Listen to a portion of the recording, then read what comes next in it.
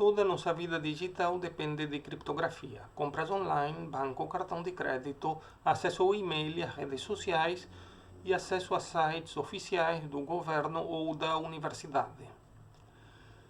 Por exemplo, a página principal da UFRJ utiliza o protocolo HTTPS. Esse protocolo garante uma segurança da conexão. Eu não me identifiquei ainda perante a UFRJ, não entrei a minha senha, mas há uma troca de senhas entre o servidor e o meu computador que faz com que a conexão seja segura. E se clicamos no cadeado à esquerda da URL, vemos que a UFRJ está identificada por uma autoridade homologadora que, por sua vez, teve o certificado homologado por uma autoridade homologadora e essa autoridade homologadora é considerada confiável pelo autor do browser. O certificado da autoridade e o certificado da raiz, que é aceito pelo browser, senão teríamos uma mensagem de página insegura.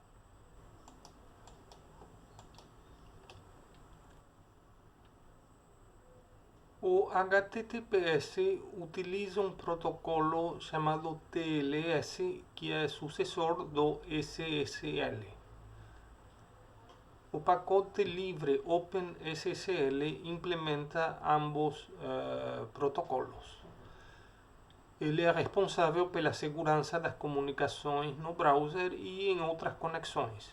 Notem aqui, por exemplo, que eu estou baixando a fonte de uma URL HTTPS. Então a minha conexão é criptografada. Vamos dar uma olhada na fonte do SSL. Quero mostrar aqui para vocês apenas algumas linhas. CDBN. Aqui temos vários programas que parecem operações aritméticas.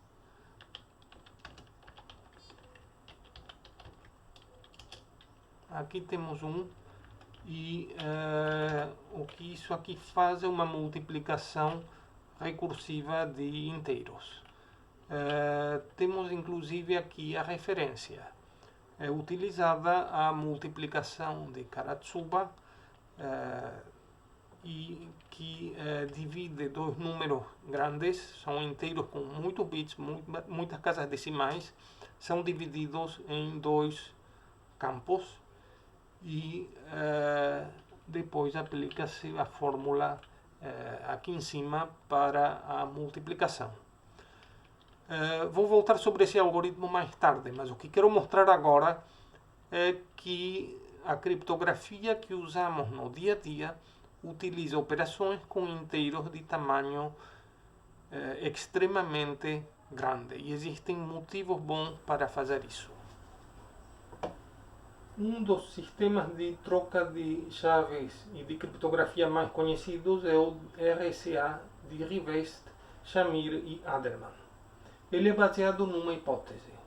Acredita-se que fatorar seja difícil. N é um inteiro natural grande, com muitos dígitos. O tamanho de N é a quantidade de dígitos de N. E dizemos que um algoritmo é eficiente se ele pode ser executado em tempo que é polinomial no número de dígitos de N. Aqui, então, o que se acredita ser difícil é fatorar um número da forma P vezes Q, onde P e Q são números primos grandes. Note-se que é sabido como testar se um número é primo, isso de maneira eficiente. Também é sabido que a probabilidade de um número aleatório ser primo é proporcional a 1 sobre o tamanho do número, ou seja, a quantidade de dígitos. Deste modo,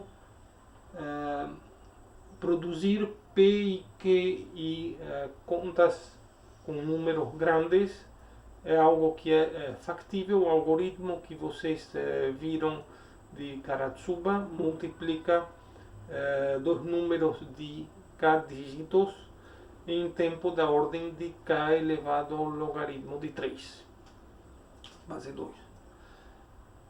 Então, sob esta hipótese, nossa criptografia, nossas comunicações estão seguras. Existem outros métodos, todos baseados em outros problemas que são considerados difíceis pelos especialistas. A hipótese falha se houver uma solução eficiente para este problema de decisão. Dados n e a, decidir se existe um inteiro p dividindo n entre 1 e a. Se isso puder ser feito em tempo polinomial, então eu escolho aqui a raiz quadrada de n, um pouquinho maior, e posso decidir se existe aqui um fator primo. Se existir, posso dividir aqui esse meu a por 2 e decidir se o fator primo está de um lado ou do outro. Se aqui não tem, eu vou procurar aqui com outro a, e ir diminuindo sempre de metade o intervalo, e em tempo logarítmico em p, ou seja, em tempo que depende do número de dígitos, eu vou obter o fator primo. Agora, este problema é um pouco diferente, é um problema de decisão. A classe dos problemas de decisão que podem ser respondidos em tempo polinomial no tamanho da entrada é conhecida como P.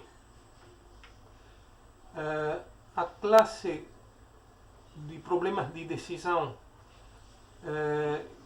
que pode ser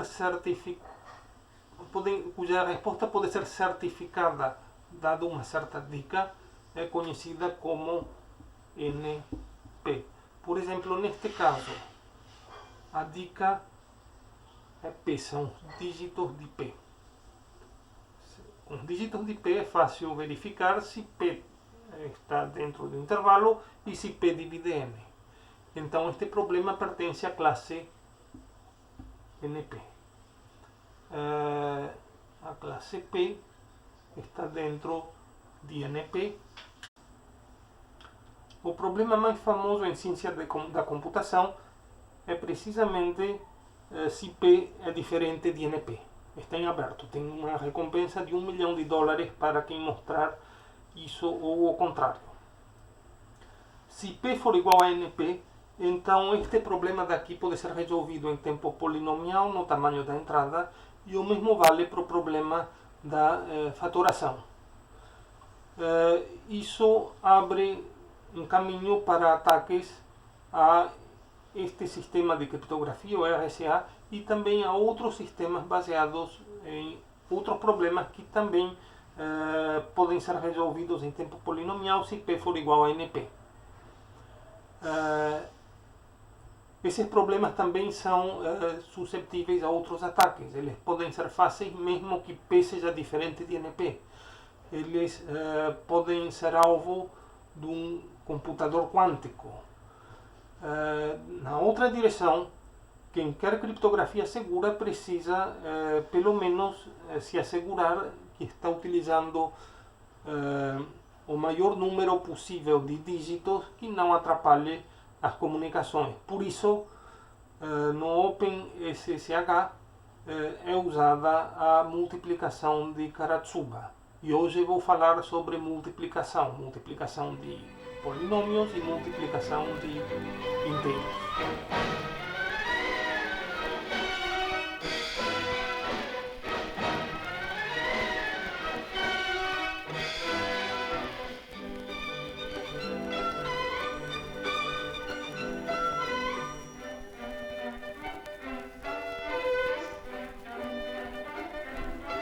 Boa tarde, hoje vamos falar sobre multiplicação de polinômios, multiplicação de inteiros e depois eu vou contar como funciona o RSA.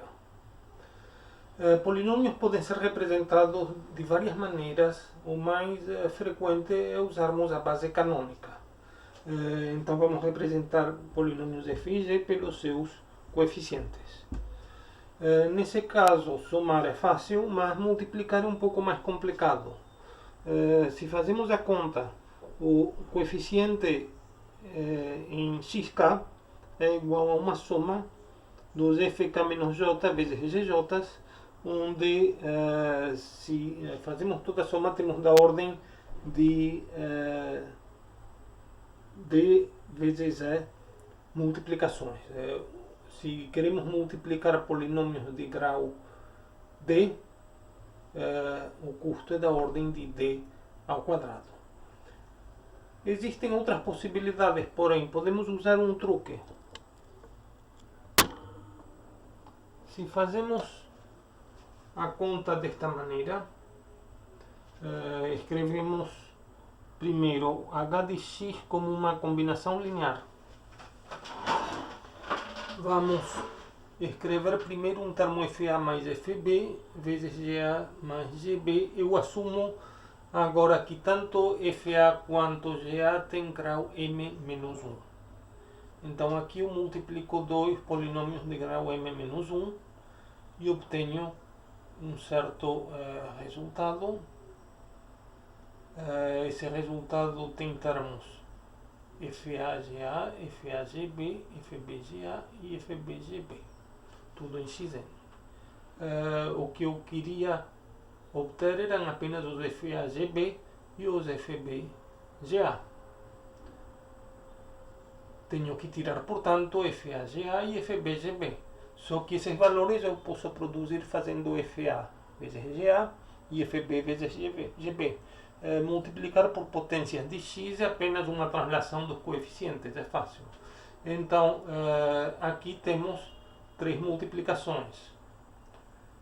Recursivamente, podemos multiplicar polinômios de grau n em ordem de n a potência log base 2 de 3. Parece uma boa ideia, mas tem ideias melhores. Polinômios também podem ser representados pelos seus valores. Escolhemos n pontos diferentes, alfa 1 até alfa n, e podemos representar f pelos seus valores em alfa 1 até alfa n. Podemos fazer a mesma coisa com g, e nesse caso o custo de calcular o produto é o custo de fazer n grandes multiplicações, um custo da ordem de n. Podemos recuperar os coeficientes de h desde que o grau de h seja menor ou igual do que n menos 1. De fato, temos aqui n valores. Lembremos do teorema fundamental da álgebra. Um polinômio de grau n menos 1 tem no máximo n menos 1 raízes isoladas. Se houver n raízes, então o polinômio é uniformemente nulo. Se olhamos para a diferença aqui desses dois lados, quando x é igual a qualquer um dos alfa-i's, aqui temos alfa-i menos alfa-j sobre alfa-i menos alfa-j. Quando x é igual a esse alfa-i, isso dá 1 e obtemos h de alfa-i. Só que se x for diferente, for outro dos alfa-k's, então aqui em cima vamos ter alfa-k menos alfa-j e em algum momento k igual j. Então esse termo se anula. Esse polinômio daqui se chama de polinômio interpolante de Lagrange. Isso é interpolação de Lagrange.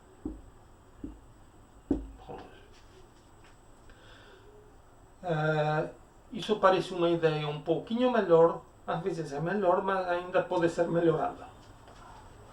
Podemos escolher os valores nos quais queremos avaliar o polinômio. Vamos escolher pontos igualmente distribuídos no círculo unitário.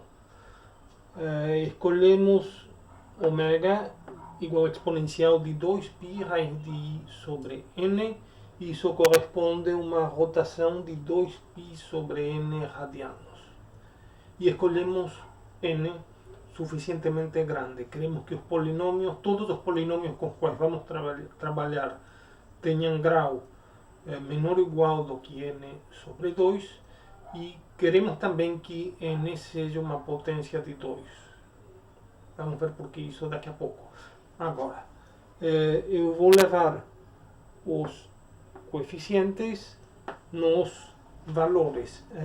Notem que aqui faço ômega de menos 1 até ômega de menos n, de maneira a manter a consistência de notações com a transformada de Fourier. Isso daqui é a transformada de Fourier discreta, que também pode ser escrita desta maneira. Pois bem, existe uma maneira rápida de se calcular a transformada de Fourier, chamada transformada rápida de Fourier, e funciona por recursão. A primeira coisa que eu vou fazer é fixar n grande como uma potência de 2. Se tivermos polinômios de grau menor para multiplicar, enchemos eles de 0 para aumentar o grau, de coeficientes iguais a 0 para aumentar o grau. Bom, então pegamos nosso polinômio f de x e queremos calcular seus valores nos pontos do círculo unitário. Podemos separar o polinômio em parte par e parte ímpar. Os expoentes pares ficam condensados no H, os ímpares no G, e desta maneira passamos a dividir o problema em duas partes. É um método do tipo divide et impera. Vamos calcular f de ômega k. Então aqui tínhamos os coeficientes pares, aqui os ímpares. Quando calculamos ômega potência k, ômega ao quadrado é ômega elevado a 2k, só que estamos aqui lidando com polinômios de grau menor. Ao invés de ter n grande igual a 2l, temos 2l menos 1, portanto g de ômega k é o transformada de Fourier, coeficiente k, e fica esse ômega. Se olhamos para ômega de k mais n sobre 2, isso é menos ômega a potência k. Vamos obter do lado direito aqui menos ômega k e o mesmo coeficiente g chapéu k, porque ômega, quanto é que é? K mais n sobre 2 ao quadrado é ômega 2k. O mesmo acontece com a parte par. Então, ao invés de calcular a transformada de Fourier de um polinômio de grau n menos 1, com n coeficientes, precisamos calcular duas transformadas de Fourier de metade do tamanho. Temos ainda algumas multiplicações a fazer e pronto, podemos recuperar a partir desses valores os valores da transformada de Fourier de f. É um algoritmo que custa da ordem de n vezes logaritmo de n. Vamos agora abrir a referência citada no programa do OpenSSL. Este livro é um clássico da computação.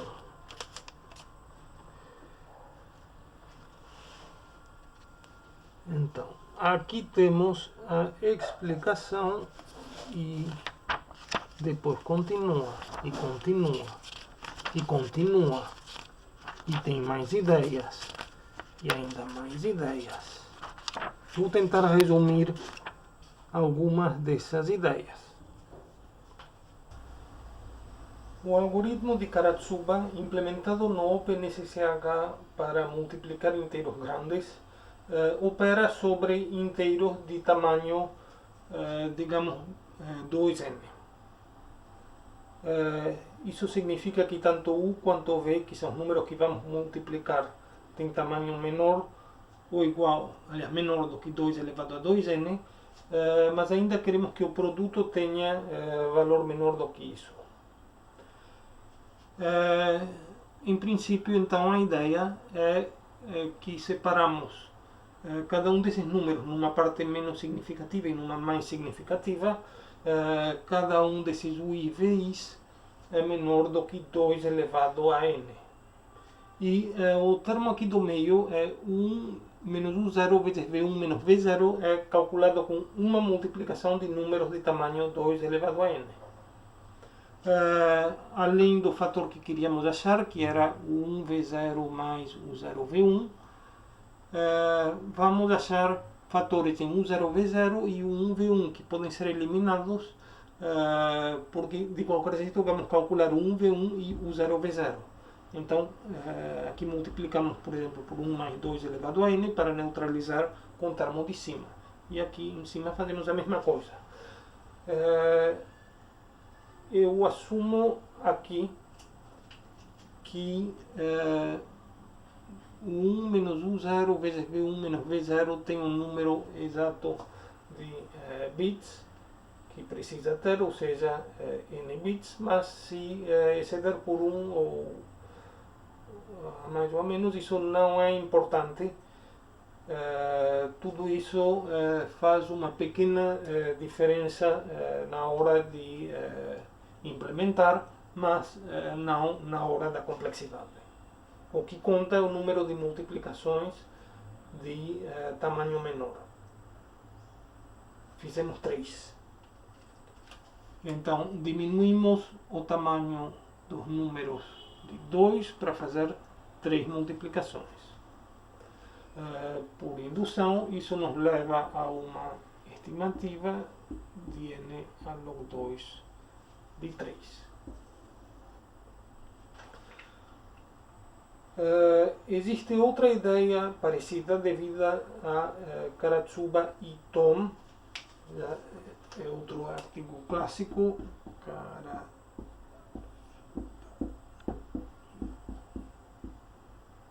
Tom, e essencialmente o que está por trás é que inteiros são polinômios na base utilizada. Por exemplo, o número decimal 20 é igual a 2x3 mais 2x, onde x é igual a 10. Isso é a base 10. Podemos escrever na base 2. Mas por que a base 2 ou a base 10? Bom, existem razões históricas e talvez anatômicas para usarmos a base 10. E em computação, como computadores têm portas binárias, se usa base 2, ou base 8, ou base 16. Mas podemos usar qualquer base, qualquer outro número inteiro. Então aqui estamos usando a base, aqui em cima estávamos usando a base 2 elevado a n. Podemos então escrever u como sendo igual a, e aqui eu escolho algum k, o k base a potência k, mais etc, mais o 0. Mesma coisa para v. E utilizar algum algoritmo rápido de multiplicação. Se podemos avaliar os polinômios em vários pontos, agora não aplicamos mais b, mas aplicamos um ponto como 1, 2, 3, 4 até d, e que é o que, por sinal, eles fizeram, obtém-se um algoritmo mais eficiente, talvez mais difícil de implementar, mas de complexidade assintótica melhor. Perdão, aqui estava escrevendo no vazio. O que eu escrevi foi só isso aqui. Mas se números inteiros são polinômios, por que não usamos logo a transformada de Fourier? Para usar a transformada de Fourier, precisamos escolher um valor de m e escrever u como polinômio em 2 elevado a m.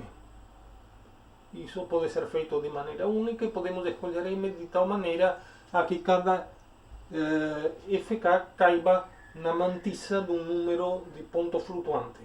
Podemos inclusive ser um pouco mais cuidadosos para que não aconteça erro de arredondamento neste processo, o que possamos controlá-lo.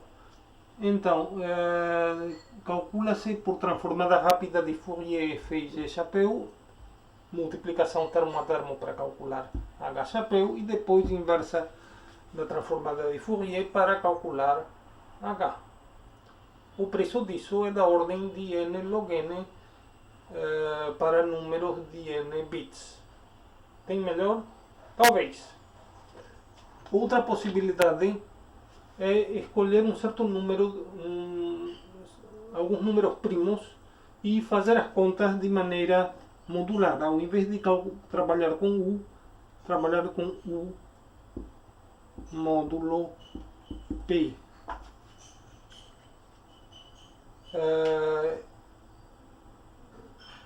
Passar de U para todos os módulos é algo que é factível, talvez não tão barato quanto a FFT. A recíproca, que é o teorema do rastro chinês, também. O que acontece aqui, que é extremamente favorável, é que tanto a multiplicação quanto a soma podem ser feitas sem nenhum acréscimo de complexidade, é tudo ordem de n. É a passagem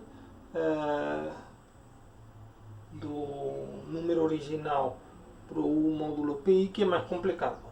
E outro problema é que não podemos distinguir se um número u é maior do que zero ou maior do que outro sem fazer esse processo inverso. Mas essa é outra possibilidade que em alguns casos pode ser superior ao uso de FFT.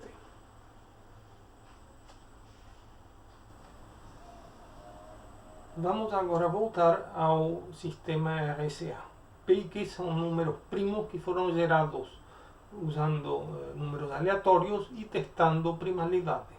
N é o produto desses números. São números todos bem grandes e ainda por cima calcularemos lambda, que é o menor múltiplo comum de P-1 e Q-1. Precisamos ainda achar um número E entre 1 e lambda, tal que E e lambda sejam relativamente primos. Finalmente, precisamos achar D, tal que DE seja congruo a um módulo lambda. Isso pode ser feito pelo algoritmo de Euclides, que nos dá um certificado de primalidade. Se os números são... então, partimos de E, que era conhecido, e lambda, que era conhecido, o certificado de primalidade são D e menos K. Aqui eu assumo que vamos escolher D com sinal positivo e, portanto, aqui, já que lambda é positivo, escolhemos K com sinal negativo. Perdão, troquei aqui por menos K para K estar escrito com sinal positivo. Isso feito, a chave pública é N, N é o produto dos primos e a chave privada é ND. A chave privada é gerada no computador, onde ela é gerada e não sai de lá. A chave pública, sim. Portanto, é preciso considerar que N é informação pública. E nas P e Q, em princípio, estão ocultos. Para criptografar, a mensagem é primeiro cortada em pequenos pacotes que são assimilados a números menores do que n. E tudo é feito em aritmética modular módulo n. afirmamos que x a potência de e é x módulo n. Antes de mostrar o lema, vamos ver como que funciona a comunicação criptografada. A mensagem é particionada em pacotes, cada pacote codificado como um número de tamanho menor do que n. E a partir de agora, todas as contas vão ser feitas módulo n. Temos duas chaves. A chave privada ND foi criada em um computador e aí ela fica.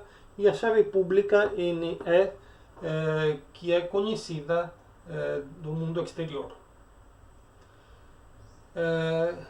Para haver comunicação é preciso duas partes, então existem a chave pública e privada de cada um dos usuários. Com um par de chaves públicas e privadas podemos fazer o seguinte: eu posso assinar uma mensagem mostrando que essa mensagem veio de mim. Eu pego x, produzo x elevado a d. Ninguém conhece d, mas todo mundo conhece a. E então pode pegar a mensagem, vamos chamar isso de y, e calcular y elevado a e, e isso tem que ser igual a x.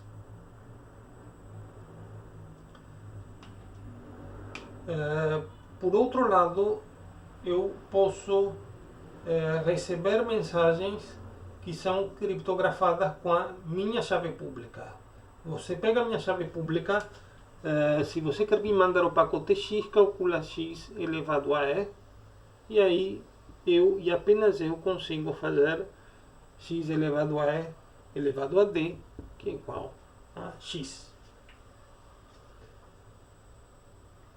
Então, em princípio, eu assino cada mensagem que eu mando para você e criptografo também com a sua chave pública. Desse modo, você consegue descriptografar a mensagem e conferir a autenticidade e vice-versa. Assim funciona a comunicação criptografada, uma vez que as chaves estão estabelecidas. Vamos verificar o lema. Então, o lema segue de outro resultado, que é o pequeno teorema de Fermat. O pequeno teorema de Fermat diz o seguinte: se P é um número primo, então x elevado a P é congruo a x módulo P. Talvez mais fácil pensar no corpo dos inteiros módulo P, é um corpo finito, como P é primo, é um corpo. E esse teorema diz que potência P é a identidade. Em particular, se x for diferente de zero, então x a potência P menos 1 é igual a 1 módulo P. A prova do lema vai assim: seja x diferente de zero módulo P. Então afirmamos que x elevado a lambda é 1 módulo P. Para ver isso, precisamos lembrar da definição de lambda. Aqui, lambda é múltiplo de P menos 1. Então vou escrever que lambda é igual, aqui, lambda é igual a P menos 1 vezes algum número R. Aqui embaixo o que temos é x elevado a R elevado a P menos 1. Se x elevado a R é diferente de zero, o que vale porque x é diferente de zero, então x elevado a R vezes P menos 1 também é igual a 1 módulo P. A mesma coisa vale para 1 módulo Q.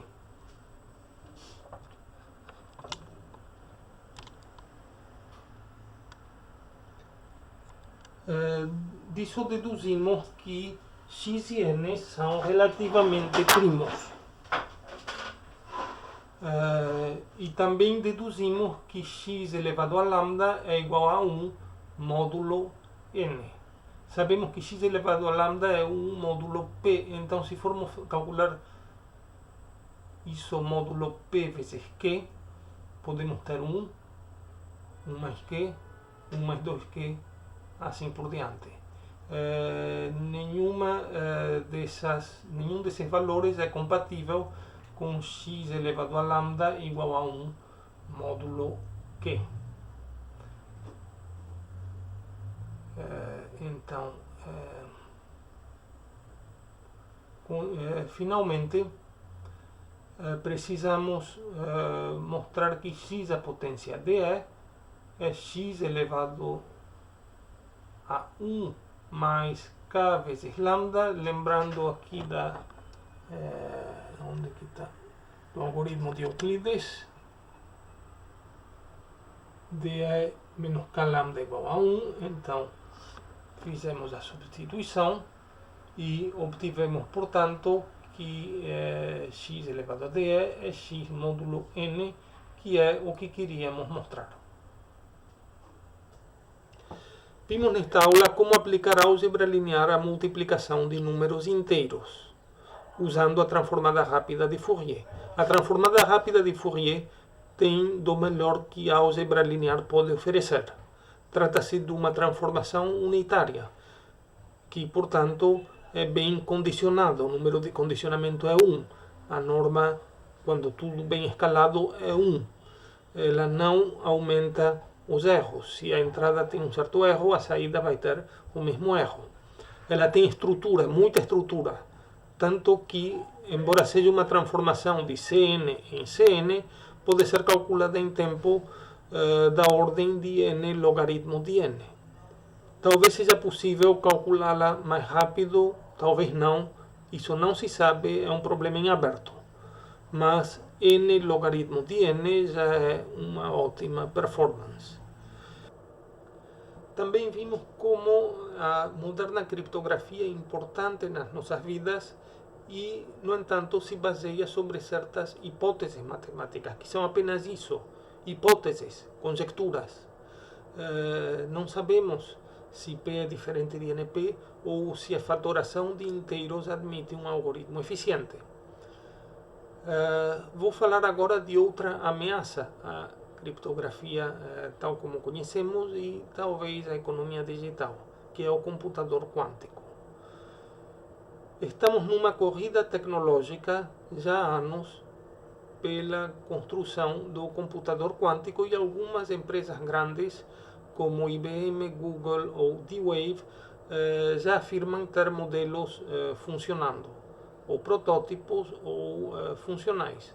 A D-Wave tem um computador quântico dedicado que, em princípio, resolve certos problemas de otimização. Isso funciona num modelo híbrido junto com computadores convencionais. A IBM e a Google estão aparentemente tentando produzir computadores quânticos gerais, capazes, por exemplo, de quebrar criptografia. É importante entender que um computador quântico não é um objeto mágico, vem com um preço muito alto. Computadores digitais têm portas que são binárias e podem estar abertas ou fechadas, 0 ou 1. Computadores tradicionais têm bits, computadores quânticos têm qubits. Cada qubit vive numa superposição de estados. Os estados são 0 e 1, mas a superposição é um número complexo. Já se temos um conjunto de qubits, eles podem também estar numa superposição de estados, como um conjunto. Não são estados necessariamente independentes. Eles podem estar entrelaçados. O que acontece com um qubit pode alterar o valor dos outros. O computador quântico precisa seguir as leis da física quântica. Em particular, as mudanças de estado de um tempo para o instante seguinte são transformações unitárias. ele é extremamente sensível a qualquer perturbação externa. Até mesmo o fato de ler a informação pode alterar a informação. No entanto, sabe-se que computadores quânticos podem realizar um certo número de algoritmos. Em particular, eles seriam eficientes para fatoração e para resolver certos problemas de otimização. Também o computador quântico precisa ter códigos corretores de erros. Então, ter 1000 qubits não é suficiente para fatorar números de 1000 bits ou de 500 bits. Pode ser necessário ter um número bem maior. No entanto, isso pode estar sendo feito à velocidade real do desenvolvimento dessa tecnologia. Nós só vamos saber quando essa tecnologia estiver amplamente disponível. Chegamos ao término do curso de álgebra linear avançada. Para quem apenas assistiu esses vídeos, tenho que lembrar que o curso é mais do que os vídeos, é também um livro que estará na minha página assim que eu acabar de atualizá-lo. É também os exercícios, as leituras complementares e as provas.